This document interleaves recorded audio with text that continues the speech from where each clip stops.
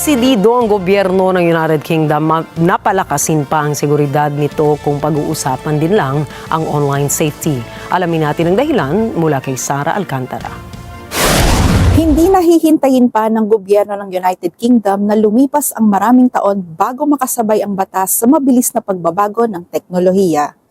Sa pagsunod sa yapak ng Australia, pinaplano na ngayon ng administrasyon ni Prime Minister Keir Starmer ang isang mabilis na pagbabawal o ban sa social media para sa mga minor de edad na wala pang 16 na taong gulang.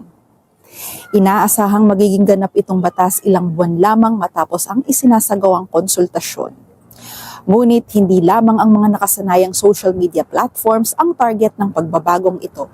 Binigyang diin ni Technology Minister Liz Kendall na kailangang isara ang mga butas sa 2023 Online Safety Act upang maisailalim din sa mahigpit na panuntunan ang mga AI chatbots.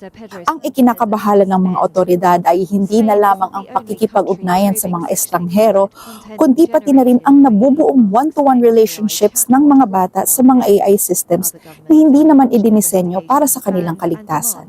Bagamat marami ang sumusuporta sa hakbang na ito, aminado ang gobyerno na may malaking hamon silang kinakaharap. Ito ay ang pagtukoy kung ano nga ba ang legal na definisyon ng social media at ang pagsisigurong hindi lalong itatago sa mas madidilim na bahagi ng internet ang mga mapanganib na aktibidad. Dahil lalabas na ang pinal or final na plano bago maghunyo, nagmamadali na ang UK na ipakita na seryoso sila sa pagbabantay sa kaligtasan ng mga bata online.